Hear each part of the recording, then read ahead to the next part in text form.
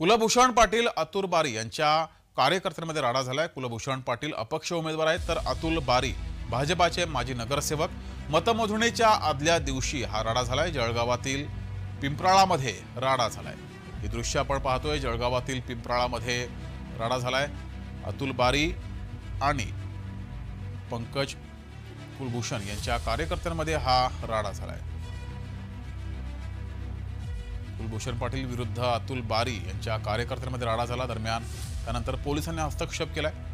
मात्र मतमोजणीच्या आदल्या दिवशीच हा राडा झाल्यामुळे आता या ठिकाणी पोलीस बंदोबस्त वाढवण्यात आलेला आहे। ही दृश्य आपण पाहतोय। पोलिसांची गाडी सुद्धा या ठिकाणी दिसते। जळगावमध्ये हा राडा झालाय। जळगावच्या पिंपराळामध्ये या दोन गटामध्ये राडा झाला। त्यानंतर आता या ठिकाणी पोलीस बंदोबस्त वाढवण्यात आलाय। मतमोजणीच्या आदल्या दिवशी हा राडा झालाय।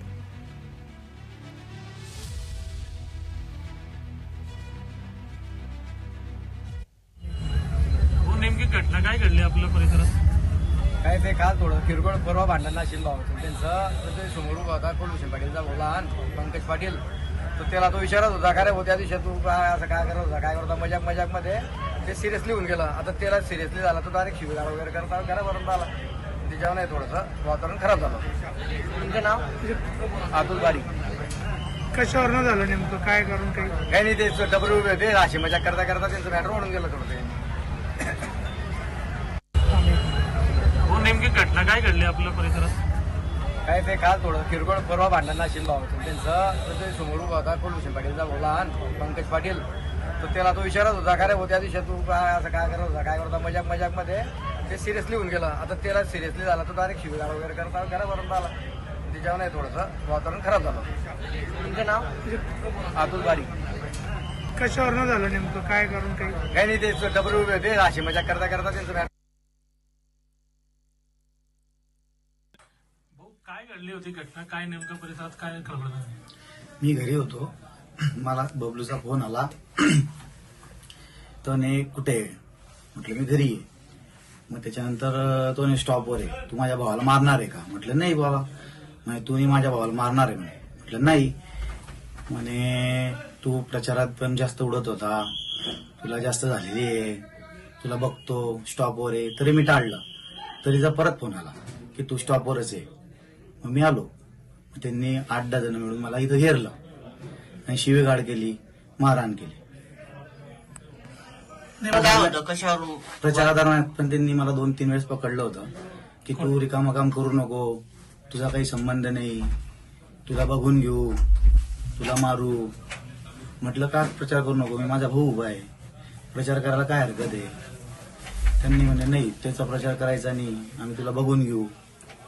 असे सलग त्यांच्या 5-6 दिवसाहून मला धमक्या चालू होत्या। कोणी दिलं? बबलू बारी, बंटी, अतुल। माझं नाव पंकज पाटील।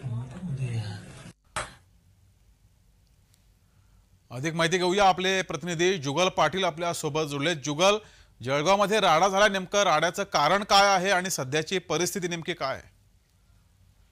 जगदीश, जळगावातील पिंपराळामध्ये या ठिकाणी अपक्ष उमेदवार हे कुलभूषण पाटील उमेदवारी करत आहे। मात्र भारतीय जनता पार्टीचे शोभवारी यांचे पुत्र माजी नगरसेवक जे आहेत अतुल बारी या कार्यकर्त्यांमध्ये या ठिकाणी जोरदार राडा झालेला आहे।